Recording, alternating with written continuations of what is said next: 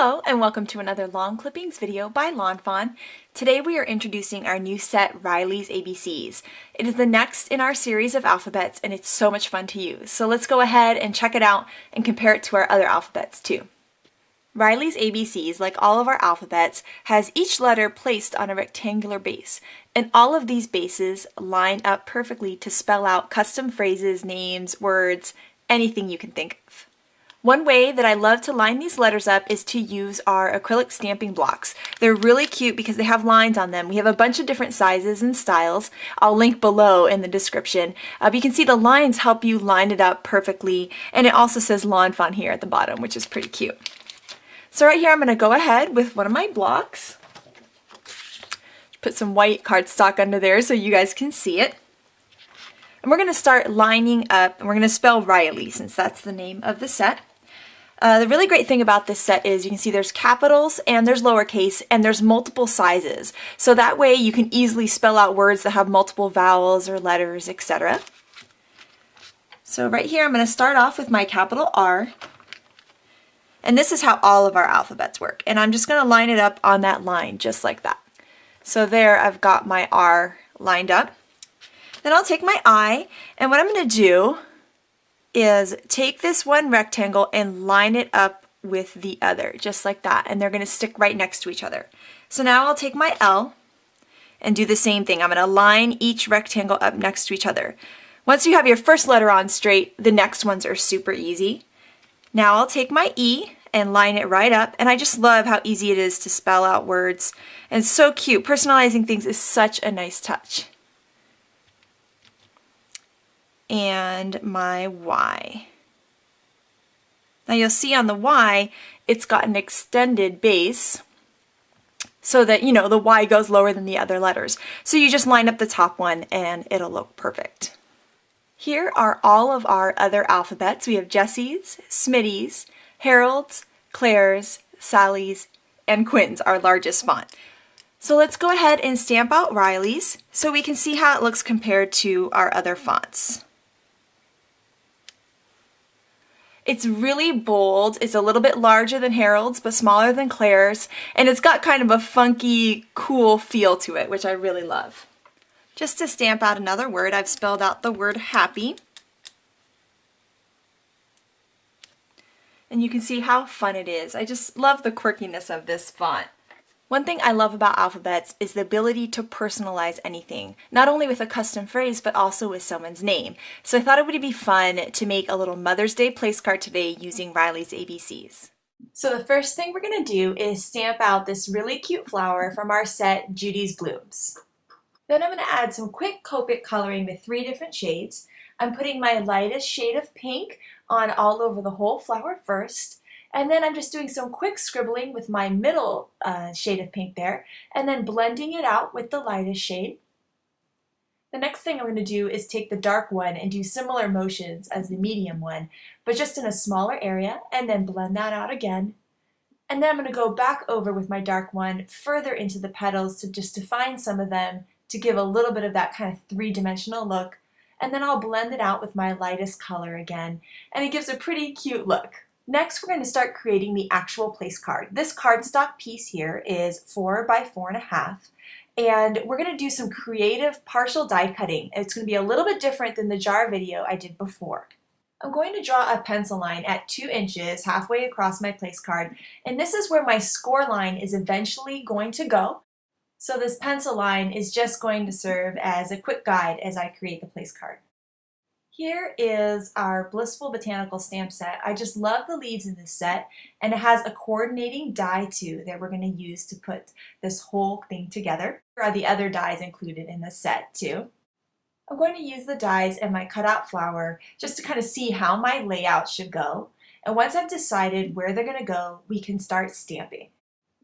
I'll stamp out the largest leaf there where my die was, and then go ahead and stamp out the smallest leaf there too. Some quick Copic coloring with 2 shades of green. I'm laying down my lightest shade of green first, all over all of the leaves, and then I'm going to take my darker shade of green and just fill in the bottom parts there, and then go through and blend them all out. Just to give a little bit of dimension, but it's super easy and quick to do. I'm going to go ahead and make a mark about 5/8 of an inch in from the side and then draw a straight line down because eventually we're going to cut this part of the place card off and you'll see how that's going to work with the die cutting. So just another light pencil line there is going to help us give us a guide when we're going to die cut. The first step in the partial die cutting is to lay our die down. I'm using some low tack tape, some washi tape here, but painter's tape or masking tape would do. And I'm just going to go ahead and stick it to my fingers to get some of the stick off of it so that it doesn't rip the paper since I'm die cutting directly on my project. And then I'm going to use it to hold it in place.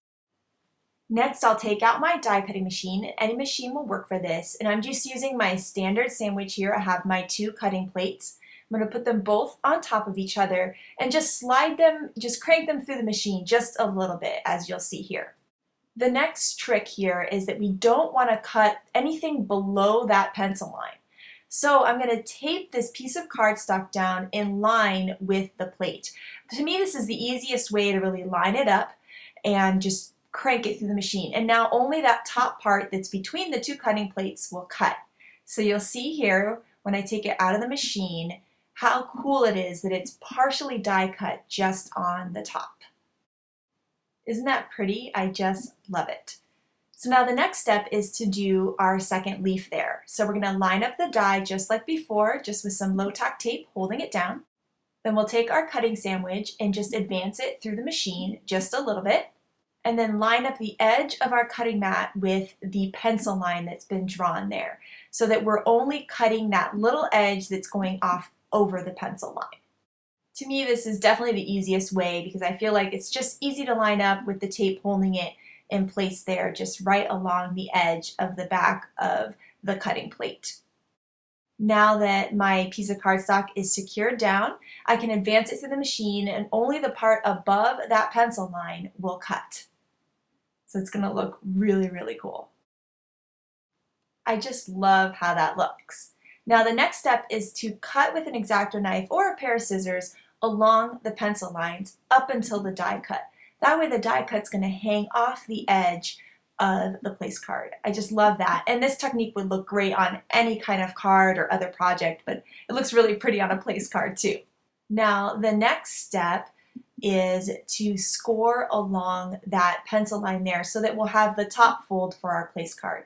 So I'm just following it there and I'm stopping right at the die cut and just making sure it's scored really well, and then I'm going right past the edge of the die cut and scoring there also. That way I'll be able to fold my place card and have it stand up nicely. I'm just going to go ahead and erase all of my pencil marks and then just folds it down, and you'll see how it just starts to pop up off the top of the card, and it's such a cool look, and I love that open part in the back too. It just looks really pretty. I'm rolling up the edges of my flower just to give it a little bit of dimension, and then just add some foam adhesive there just to pop it up off those leaves. And then the next step is to add my personalization with the Riley's ABCs. Since I'm making this for Mother's Day, I thought I'd use my mom's name, Gloria. I've gone ahead and spelled part of it, and now I'm just lining up that last letter A there. So easy to line up with these ABCs. It's so fun. And I'm ready to go ahead and personalize my place card. So beautiful and so fun to stamp out your family and friends' names. I just love this little place card. It's really simple, but my mom always has really elaborate flowers and pretty napkins and stuff, so I thought a simple place card would go with her table the best, and I just love the idea of partial die cutting and personalizing and adding special touches with alphabet sets. So that is Riley's ABCs. It is such a fun and quirky and bold alphabet set. It's the next installment in our whole series, and here they all are, so you can see them all for comparison. You can see kind of where Riley fits in right between Harold's and Claire's. It's bold, but a little bit smaller than Claire's, a little bit larger than Harold's, and it's definitely got a cute, quirky feel to it. It's such a fun alphabet. This alphabet, just like our others, is on rectangular bases, so it's super easy to line up and spell custom phrases and custom names like I did on this fun place card, which is really great. We did some partial die cutting and had a lot of fun making this, so I'm really excited to do a whole cute Mother's Day table. So thank you guys so much for watching, and I cannot wait to see what cute things you create with Riley's ABCs. Have an amazing day. Bye!